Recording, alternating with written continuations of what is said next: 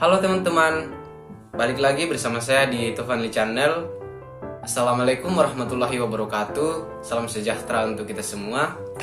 Perkenalkan, nama saya alias Topan dengan NIM A02222311, Fakultas Pertanian dan Kehutanan, Program Studi Kehutanan, Universitas Sulawesi Barat.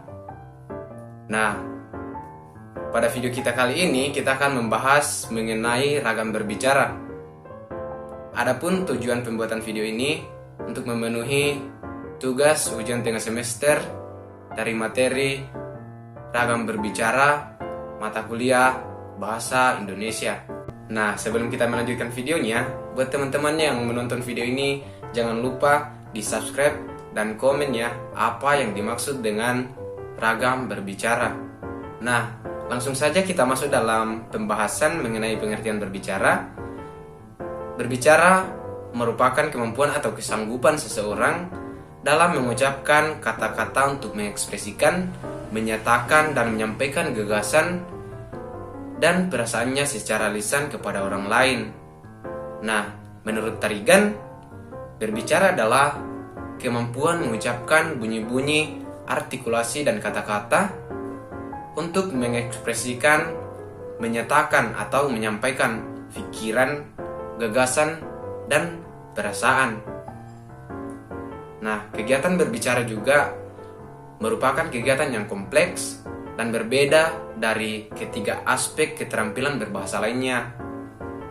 Hal ini disebabkan selama kegiatan berbicara seseorang tidak hanya mengekspresikan, mengucapkan ide atau gagasan dan perasaan kepada orang lain, tetapi lebih jauh lagi berbicara merupakan suatu bentuk perilaku manusia yang memanfaatkan faktor-faktor fisik, psikologis, sistematik, dan linguistik. Nah, kegiatan berbicara juga memanfaatkan otot dan jaringan tubuh manusia untuk menunjang maksud dan tujuan berbicara. Nah, kita masuk dalam tujuan berbicara. Menurut Tarigan, tujuan utama dari berbicara adalah untuk berkomunikasi agar dapat menyampaikan pikiran secara efektif, sehingga pembicara memahami makna segala sesuatu yang ingin kita komunikasikan. Nah, adapun bagian-bagian dari tujuan berbicara, yang pertama itu berbicara itu bertujuan untuk menghibur. Nah, biasanya suasana santai, rileks, dan kocak itulah kita saatnya untuk berbicara menghibur. Tidak berarti bahwa berbicara menghibur tidak dapat membawa pesan, dan berbicara menghibur tersebut pembicara berusaha membuat pendengarnya senang dan gembira. Contohnya itu jenis berbicara ini antara lain lawakan, guyonan dalam ludruk, Sri Mulat, cerita, kebayan, cerita Abu Nawas, dan masih banyak lagi. Nah, tujuan berbicara kedua yaitu berbicara untuk menginformasikan. Dalam suasana serius, tertib, dan hening, berbicara menginformasikan. Pembicara berusaha berbicara jelas, sistematis, dan tepat isi agar informasi benar-benar terjaga keakuratannya. Nah, contohnya yaitu penjelasan materi kabinet, penjelasan materi penerangan mengenai suatu kejadian, peraturan pemerintah, dan sebagainya, penjelasan PPL di depan kelompok tani, dan penjelasan instruksi pada siswanya. Nah, tujuan berbicara yang ketiga yaitu berbicara untuk menstimulasi. Nah, maksudnya berbicara menstimulasi juga berusaha serius, kadang-kadang terasa kaku. Pembicara berkedudukan lebih tinggi dari pendengarnya, dapat disebabkan oleh wibawa pengetahuan, pengalaman, jabatan, atau fungsinya yang memang melebihi pendengarnya. Contoh, nasihat guru terhadap siswa yang malas melalaikan tugasnya, pengejaran orang tua terhadap anaknya, nasihat dokter terhadap pasien, dan nasihat atasan kepada karyawannya. Nah, tujuan berbicara yang keempat yaitu berbicara untuk meyakinkan. Sesuai dengan namanya, bertujuan meyakinkan pendengarnya. Suasana pun bersifat serius, mencekam, dan menegangkan. Contohnya yaitu pidato petugas KBN depan masyarakat yang anti keluarga berencana, dan pidato calon kepala desa di daerah yang belum simpati kepadanya. Nah, pada tujuan berbicara yang kelima yaitu berbicara menggerakkan. Nah, juga menuntut keseriusan baik dan segi pembicara maupun dari segi pendengarnya. Pembicara dalam berbicara mendengarkan haruslah berwibawa, tokoh idola, panutan masyarakat. Contohnya yaitu Bung Tomo dapat membakar semangat juang para pemuda pada peristiwa 10 November 1945 di Surabaya. Nah, kita masuk dalam pembahasan yang ketiga yaitu jenis-jenis keterampilan berbicara. Yang pertama, berbicara satu arah. Berbicara satu arah merupakan suatu pembicaraan untuk mengungkapkan buah pikiran, gagasan, dan perasaan kepada si pendengar tanpa terjadinya interaksi timbal balik.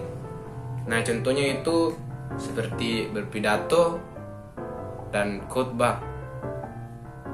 Pada kegiatan berpidato, yang aktif berbicara hanya orator saja, sedangkan pendengar hanya mendengarkan saja. Kegiatan seperti ini berlangsung dari awal sampai akhir kegiatan berpidato. Nah, saya memberikan satu contoh lain yaitu wawancara. Wawancara termasuk satu arah juga, karena pada kegiatan ini ada pihak yang selalu berada pada posisi sebagai pewawancara dengan bertanya, dan ada pula pihak yang selalu menjawab atau yang diwawancarai. Nah, mengapa dikatakan satu arah? Karena dengan posisi masing-masing pihak tetap satu arah dan tidak boleh bertukar arah dalam satu kegiatan wawancara. Makanya dikatakan bahwa satu arah karena ada pihak yang selalu berada pada posisi sebagai pewawancara dan ada pihak yang selalu berada pada posisi orang yang diwawancarai. Nah, jenis keterampilan berbicara yang kedua yaitu berbicara dua arah. Pembicaraan dua arah terjadi apabila si pembicara menyampaikan pikiran dan perasaan kepada orang lain, kemudian mendapat tanggapan baik dari pendengar secara langsung. Jadi, dalam proses pembicaraan dua arah ini terjadi interaksi timbal balik antara pembicara dan lawan bicara. Pihak-pihak yang terlibat dalam pembicaraan ini aktif berbicara secara bergantian. Nah, contohnya yaitu diskusi, tanya jawab, dan drama. Nah, di samping itu, kalau dilihat dan disimak lebih jauh lagi, menurut tingkat keresmiannya berbicara dapat pula dibagi menjadi dua, yaitu berbicara formal dan berbicara informal. Nah, apa yang dimaksud dengan berbicara formal? Berbicara formal merupakan kegiatan berbicara yang dilakukan di depan forum dengan tema tertentu dan pastilah mediumnya bahasa Indonesia ragam baku. Contohnya pidato, ceramah, dan diskusi. Nah, berbicara informal adalah kegiatan berbicara yang dilakukan pada acara-acara tidak resmi. Biasanya berbicara informal ini pendengar tidak banyak. Kadang-kadang topiknya pun tidak satu. Contohnya berbicara atau mengobrol dengan teman sebaya, dengan keluarga dan teman ketika menunggu antrian dan sebagainya. Nah, itulah jenis-jenis dalam berbicara. Kemudian kita masuk di dalam metode dalam berbicara. Nah, dalam kegiatan berbicara ini dikenalkan 4 metode berbicara, yaitu pertama metode serta-merta, metode menghafal, metode naskah, dan metode ekstemporan. Nah, yang dimaksud dengan metode serta-merta ialah metode yang digunakan oleh seseorang yang secara serta-merta atau secara tiba-tiba dan mendadak diminta berbicara di depan orang banyak. Nah, kemudian metode menghafal adalah satu cara yang digunakan pembicara untuk menyampaikan pikiran dan perasaannya di depan orang banyak dengan bantuan daya ingat yang kuat dan kekayaan materi yang dimiliki. Nah, yang ketiga yaitu metode naskah. Metode ini jarang digunakan kecuali pada saat-saat penting, misalnya di radio dan di televisi. Biasanya sebelum tampil berbicara, pembicara memperhatikan naskah lengkap. Ketika tampil berbicara, naskah itu dibaca kata demi kata, kalimat demi kalimat, sehingga perhatian si pembicara tertuju pada naskah tersebut. Nah, kemudian yang keempat yaitu metode ekstemporan.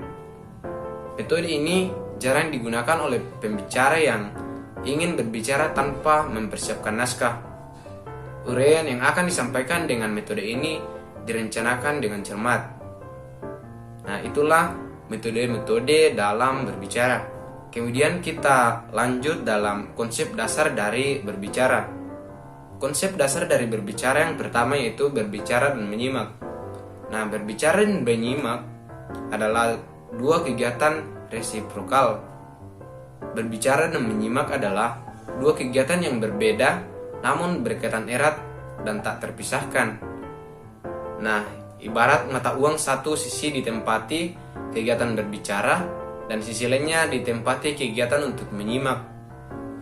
Kegiatan berbicara dan menyimak saling melengkapi dan terpadu menjadi komunikasi lisan seperti dalam bercakap-cakap, diskusi, bertelepon, tanya jawab, interview dan sebagainya. Nah, pasti teman-teman juga sudah tahu apa yang dimaksud dengan berbicara dan apa yang dimaksud dengan menyimak. Nah, konsep dasar yang kedua yaitu berbicara adalah proses individu berkomunikasi. Nah, berbicara ada kalanya digunakan sebagai alat berkomunikasi dengan lingkungannya. Bila hal ini dikaitkan dengan fungsi bahasa, maka berbicara digunakan sebagai sarana memperoleh pengetahuan, mengadaptasi, mempelajari lingkungannya, dan mengontrol lingkungannya. Nah, yang ketiga yaitu berbicara adalah ekspresi yang kreatif melalui pembicara kreatif.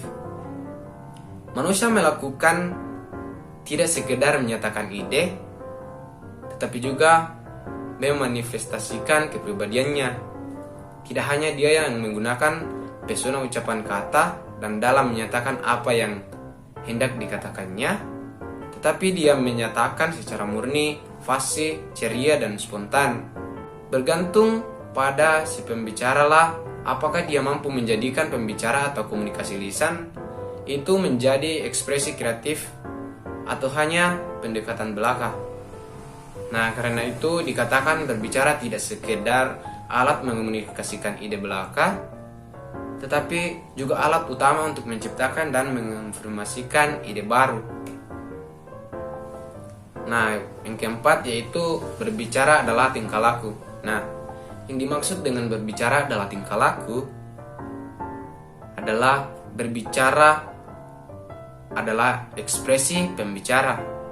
Melalui berbicara, pembicara sebenarnya menyatakan gambaran dirinya.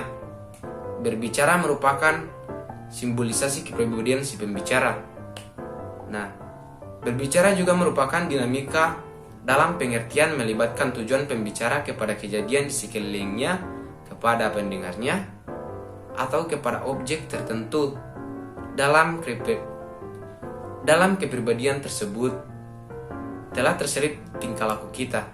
Karena itu, tetaplah bila dikatakan berbicara adalah tingkah laku. Yang kelima yaitu berbicara distimulasi oleh pengalaman. Nah, bila diri si pembicara terisi oleh pengetahuan dan pengalaman yang kaya, maka dengan mudah yang bersangkutan menguraikan pengetahuan dan pengalaman itu. Nah, itulah yang dimaksud dengan berbicara distimulasi oleh pengalaman. Nah, kemudian kita lanjut pada pembahasan yang terakhir, yaitu cara berbicara dengan baik dan benar. Nah, beberapa cara berbicara dengan baik dan benar, yaitu yang pertama, diawali dengan kalimat pembuka.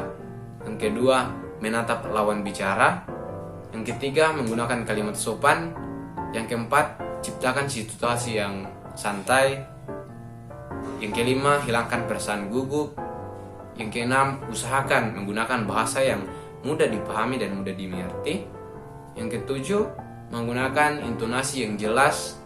Yang kedelapan, jangan menggunakan nada yang tinggi. Yang kesembilan, jangan memotong pembicaraan. Dan yang kesepuluh yaitu berikan salam penutup. Nah, itulah cara berbicara yang baik dan benar. Nah, baik teman-teman, mungkin inilah pembahasan materi kita pada video kita kali ini. Kita sama-sama bisa belajar dari apa yang dimaksud dari ragam berbicara. Nah, sebelum saya mengakhiri videonya, buat teman-teman yang ingin request materi, silahkan di komen, dan ingin mengajukan pertanyaan mengenai materi kita ini, silahkan di komen ya. Nah, menutup videonya, saya mengucapkan banyak terima kasih kepada teman-teman yang sudah menonton dan sudah memberikan subscribe-nya kepada channel kami. Nah, mungkin itu saja. Sampai jumpa di video selanjutnya ya.